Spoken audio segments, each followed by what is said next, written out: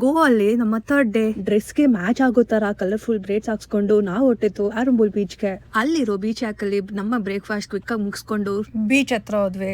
Couple goals ಅಂತ ನಮ್ಮಪ್ಪ ನಮ್ಮಮ್ಮ ಫೀಲ್ಡ್ ಇಳಿದು ಸ್ವಲ್ಪ ಫೋಟೋಗ್ರಫಿ ಮಾಡಿಸ್ಕೊಂಡ್ರು. ಓಹ್ ಬೈ ದ ವೇ ಇನ್ನೊಂದು ನೋಟಿಸ್ ಮಾಡಿದ್ರ, ನಾನು ನಮ್ಮಮ್ಮ ನನ್ನ ತಂಗಿ ಒಂದೇ ತರ ಬಟ್ಟೆ ಹಾಕೊಬೇಕು ಅಂತ ಪ್ಲಾನ್ ಮಾಡ್ಕೊಂಡು ಅವತ್ತಿನ ದಿವಸ ಹಾಕೊಂಡ್ವಿ. ಗೈಸ್ ಬನ್ನಿ, ನಾನು ನಿಮ್ಗೆ one of the magical hidden spot ಕರ್ಕೊಂಡು ಹೋಗ್ತೀನಿ. ಇದು ಸ್ವೀಟ್ ವಾಟರ್ ಲೇಕ್ ಅಂತ ಆರಂಪೋಲ್ ಬೀಚ್ ನ ಹಿಂದೆ ಭಾಗ ಇದೆ. ನ್ಯಾಚುರಲ್ ಆಗಿ ಮುಲ್ತಾನಿ ಮಿಟ್ಟಿಯಲ್ಲಿ ಸಿಗುತ್ತೆ ಅಂತ ಲೋಕಲೈಟ್ಸ್ ಹೇಳ್ತಾರೆ. ನಾರ್ತ್ ಸೈಡ್ ಗೋವಾ ಅಲ್ಲಿ ಬಾಗಾ ಬೀಚ್ ಅಲ್ಲಿ ಆಲ್ಮೋಸ್ಟ್ 60 to 70% ಟೂರಿಸ್ಟ್ ಇರ್ತಾರೆ. ಆರಂಪೋಲ್ ಬೀಚ್ ಅಂತೂ ತುಂಬಾ ಕಮ್ಮಿ ಜನ ಎಕ್ಸ್ಪ್ಲೋರ್ ಮಾಡೋದು. ಫಾರಿನರ್ಸ್ ನ ಸ್ಪಾಟ್ ಮಾಡ್ಬೇಕು ಅಂದ್ರೆ ಇದು one of the best place. Almost 45 ನಿಮಿಷ ವಾಕ್ ಮಾಡ್ಕೊಂಡ್ ಬಂದ್ವಿ ನಾವು ಎಂಟ್ರೆನ್ಸ್ ಇಂದ ಈ ಸ್ವೀಟ್ ವಾಟರ್ ಲೇಕ್ ನ ನೋಡಕ್ಕೆ.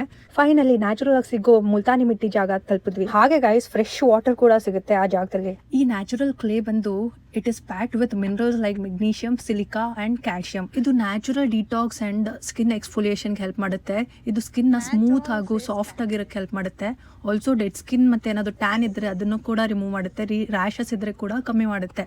ಇದನ್ನ ಅಟ್ಲೀಸ್ಟ್ 20 ಮಿನಿಟ್ಸ್ ಬಿಟ್ಕೊಂಡು ನೀರಲ್ಲಿ ತೊಳ್ಕೊಂಡ್ಬಿಡ್ಬೇಕು. ನಾವು ಕ್ವಿಕ್ ಆಗಿ ಪ್ಯಾಕ್ ಎಲ್ಲ ತೆಗೆದು ಮತ್ತೆ 45 minutes back to exit gate ಹೋಗ್ಬೇಕಾಗಿತ್ತು.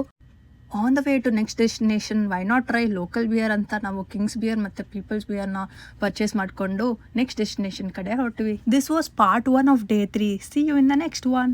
ಬಾಯ್.